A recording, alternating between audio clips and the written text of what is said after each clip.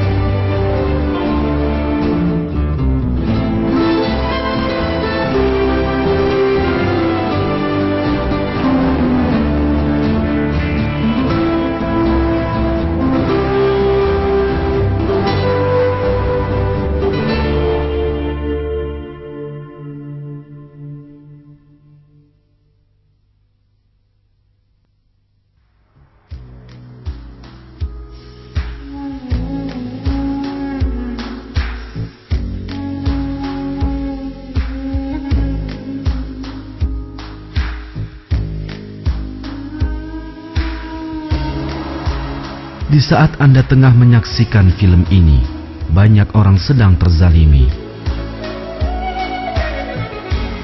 Sebagian menderita kelaparan.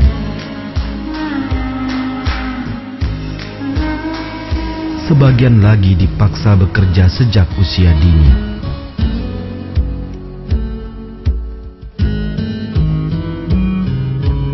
Dan ada pula yang kehilangan kabar tentang kampung halaman, rumah, keluarga, dan anak-anaknya, serta terusir dari negeri mereka.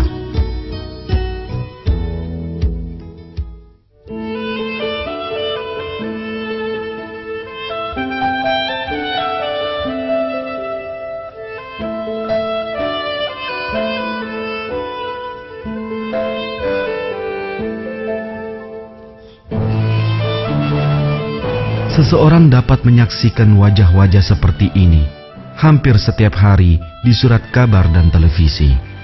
Sayangnya, kebanyakan kita melupakan keberadaan orang-orang ini saat membolak-balik halaman surat kabar atau mengganti saluran televisi. Selama orang terus berperilaku sedemikian acuhnya, maka ketidakadilan dan penderitaan di dunia takkan kunjung berakhir.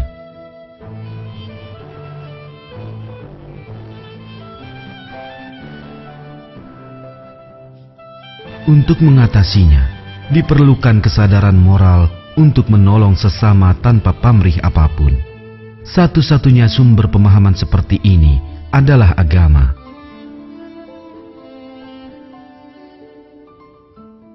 Mereka yang mengimani agama dengan ikhlas akan mampu berkorban demi mendapatkan ridha Allah dan akan mengulurkan tangan untuk menolong sesama. Allah melukiskan orang-orang beriman yang berakhlak mulia seperti ini dalam ayat Al-Quran berikut. Dan mereka memberikan makanan yang disukainya kepada orang miskin, anak yatim, dan orang yang ditawan. Sesungguhnya kami memberi makanan kepadamu hanyalah untuk mengharapkan keridhaan Allah. Kami tidak menghendaki balasan dari kamu dan tidak pula ucapan terima kasih. Sesungguhnya kami takut akan azab Tuhan kami pada suatu hari yang di hari itu orang-orang bermuka masam penuh kesulitan. Akhlak yang telah Allah ajarkan kepada manusia mensyaratkan rasa cinta, kasih sayang, dan pengorbanan. Hanya dengan berakhlak mulia seperti inilah manusia akan mampu mewujudkan kedamaian dan keadilan. Jika tidak, ketidakadilan akan terus merajalela di dunia ini, sebagaimana yang terjadi saat ini.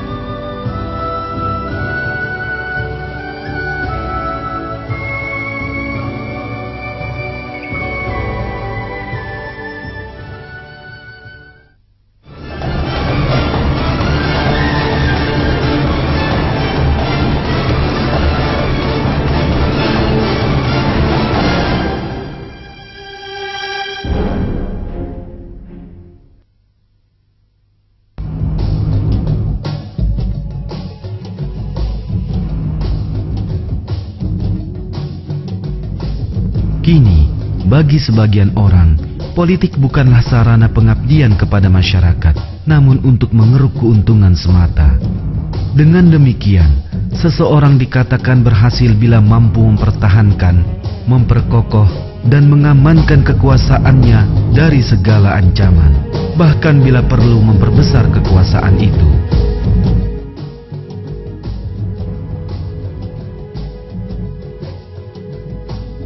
Siapapun yang berpola pikir seperti ini akan mudah terjerumus, menghalalkan segala bentuk kemunafikan dan kecurangan.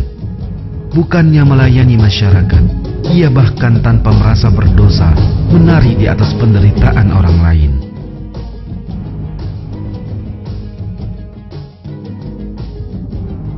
Di banyak negara yang diperintah oleh diktator, keadaan ini menjadi lebih parah. Rakyat hidup dalam kemelaratan dan berjuang melawan kelaparan, kekeringan, dan wabah penyakit. Namun para pemimpin mereka hidup tanpa hati nurani. Seperti Mobutu, diktator Zaire yang meninggal pada tahun 1997.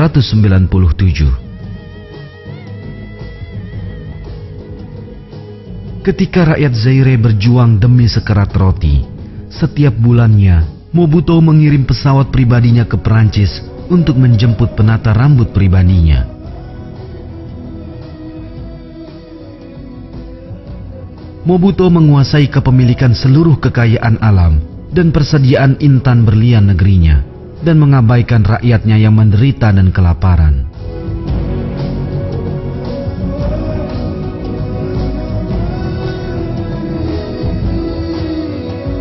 Manusia lalim seperti Mobutu adalah contoh betapa ketiadaan iman pada Tuhan dapat membunuh hati nurani.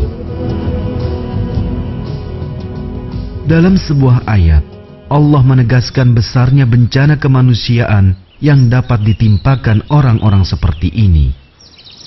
Dan apabila ia berpaling dari kamu, ia berjalan di bumi untuk mengadakan kerusakan padanya dan merusak tanam-tanaman dan binatang ternak, dan Allah tidak menyukai kebinasaan. Penyebab utama pola pikir menyimpang dan akhlak buruk ini adalah kehidupan yang jauh dari agama. Manusia tidak berperilaku jujur, adil, dan penuh kasih sayang karena mereka tidak takut pada Allah. Ketidakpedulian akan adanya pertanggungjawaban di akhirat kelak menjadikan mereka mudah melakukan segala bentuk kekejaman dan kezaliman. Karena itu, jawaban atas segala bentuk ketidakadilan yang terjadi di dunia ini diberikan dalam Al-Quran.